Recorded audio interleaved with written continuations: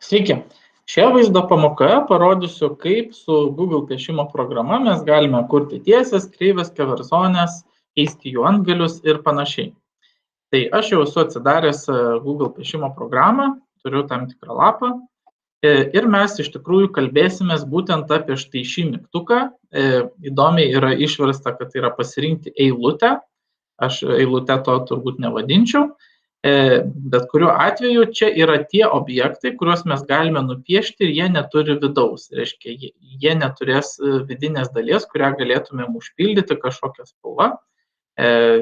Visos tos figūros, kurios turi vidų ir turi kažkokią formą, yra skyrelė forma. Ir va čia mes galime, kaip matot, visos šitos figūros yra apibrėžtos ir galime vidų spalvinti, daryti permatomą arba nepermatomą. Ta galėjote matyti praeitoje pamokoje, kaip tą padaryti. Tai šioje mes pakalbėsime apie būtent štai šį meniu punktą.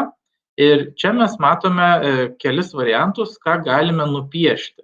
Ir visi šitie elementai, jie neturi vidaus. Aišku, galim padaryti, kad susijungtų ir tas vidus gautųsi, bet kadangi čia nėra įprasta piešimo programa, tai nepaisant to vidaus mes užpilti negalėsim, nes tas vidus bus ne pats objektas, o tiesiog matysim lapo popieriaus. O tiesiog su lapu popieriaus, kaip sakiau, praeitoje pamokoje mes dirbti negalim, nes Google piešimo programa yra orientuota į objektinį piešimą, reiškia mes redaguoti, spalvinti ir keisti galime tik objektus. Tai kokius objektus galime nupiešti, kurie neturi vidaus? Tai pats paprasčiausias yra taip vadinama eilutė, matematiškai turbūt vadintumėm atkarpa arba tiesė, labiau gal atkarpa, nes turi du galus. Tai paspaudę eilutę, su pele vėlgi galime nupiešti, tai dabar vietoj pelės aš matau kryžiuką, spaudžiu, velku pelę, atleidžiu ir nusipiešia tiesi linija. Tai būtent šitas įrankis piešia tiesias linijas. Jeigu reikia dar vienos linijos, galiu vėl paspausti, vilkti pelę, atleisti, turiu kitą liniją. Jeigu norėčiau redaguoti, reiktų man pažymėti tą liniją. Kai nupiešiu iškart ir pasižymė, pasidaro toks melsvas fonas. Nupieštą šitą atkarpą aš galiu redaguoti, atsiranda vėlgi pažymėjus tam tikri įrankiai. Tai galiu keisti tiek spalvą, tai pavyzdžiui padaryti raudoną liniją, tiek storį galiu keisti, padaryti, pavyzdžiui, storesnę arba plonesnę. Taip pat galiu pasirinkti stilių. Mano būtų brūkšnelis, taškelis ar kažkokie ar vien punktyrai. Ir kas yra įdomesnis turbūt nustatymas, galiu keisti taip vadinamus antgalius. Reiškia, savo atkarpos galuose galiu uždėti tam tikrus ženklus, priklausomai nuo situacijos. Tai pavyzdžiui, galiu uždėti rodiklytę, galiu uždėti permatomą rodiklytę, rutuliuką, kvadratėlį, va tokie įvairūs variantai. Pavyzdžiui, vienam gale galiu pirmam pasirinkti rodiklytę, kitam gale galiu pasirinkti, tarkim, kvadratėlį ir jau mano ta atkarpa yra tarsi spindulys, tarsi rodiklė į kažką rodanti. Tai va, lygiai taip pat pažymėjęs, čia paspauskim pasirinkti, lygiai taip pat pažymėjęs kitą objektą, kitą tiesę, kurią nupiešęs, vėlgi galiu pasirinkti tuos pačius dalykus. Spalvą, storį ir antgalius ir taip toliau, ko man reikia. Kitas įrankis šitame meniu punkte pasirinkti eilutę yra rodiklė. Tai čia skirtumas yra nuo mano iš tos rodiklės iš esmės tik toks, kad atskirai man nereiks rūpintis antgaliu. Aš tiesiog paspaudžiu pelę, velku, atleidžiu ir automatiškai yra uždedama rodiklė gale. Reiškia, kur atleidau pelę, tai vietoj iškart uždedamas antgalis rodiklė, o iš esmės linija yra lygiai tokia pati. Tiesiog iš karto man gale uždeda rodiklį. Tai čia tiesiog pagreitinimui, jeigu mes darom schemą, daug rodiklių, kad nereiktų kiekvienai mūsų tiesiai atskirai uždėti antgalio rodiklį ir užsidėti automatiškai. Trečias elementas yra alkūninė jungtis. Tai čia tiesiog sukuria du stačius kampus, tokį perėjimą, irgi dažniausiai šitą naudojame schemų piešimui. Tai tiesiog aš paspaudžiu pelę, velku, atleidžiu ir iš karto gaunu tam tikrą kampą. Tai irgi, kad iš vieno bloko, kad pereiti kitą, reikia kažko gal papildyti. Tai vat, kad nereiktų piešti trijų tiesių arba nereiktų piešti tiesiog laužtės, ir tie visi kampai būtų statūs ir tvarkingi, tai tiesiog bendras įrankis yra alkūninė jungtis. Galime daryti ir lenktą.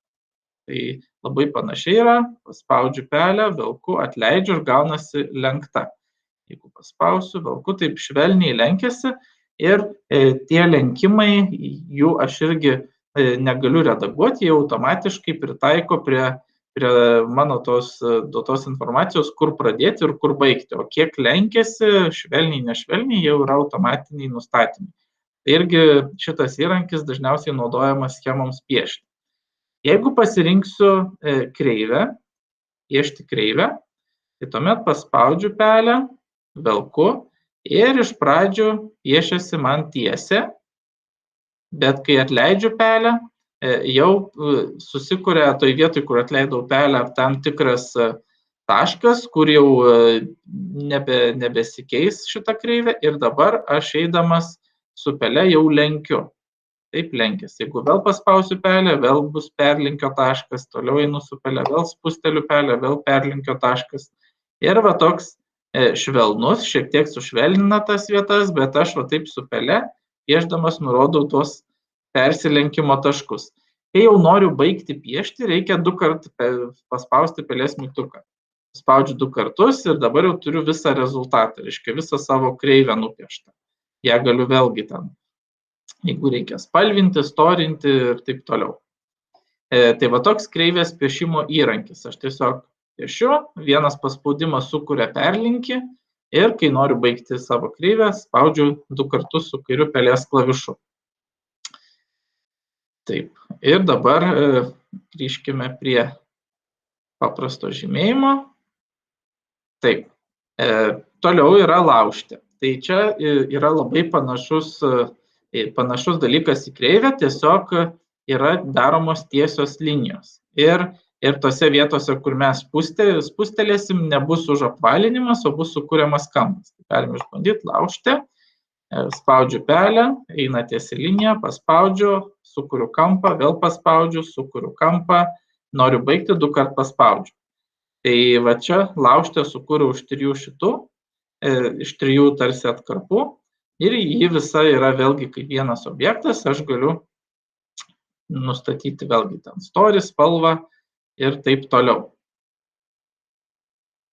Taip, grįžkime prie pažymėjimo. Tai va.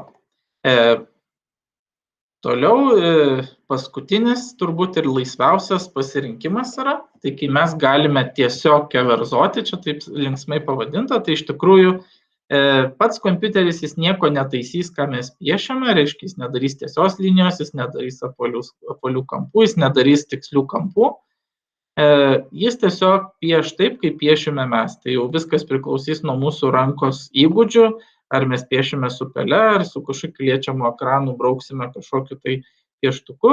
Tai tiesiog pasirinkę keverzoti, mes galime laisvai kažką piešti ir atleidę pelę turėsime kažkokį rezultatą. Taip galime pasirašyti. Taip, tarkim, aš pasirašysiu Jono piešinys. Taip.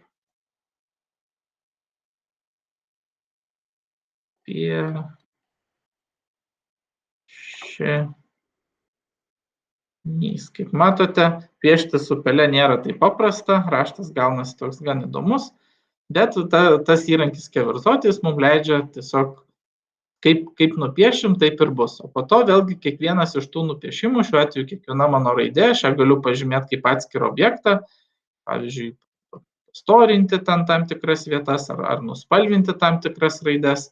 Vėlgi pagal tai, ko mes tikimės iš savo piešinių. Tai tiek apie tiesės, kreivės, keverzonės ir antgalius.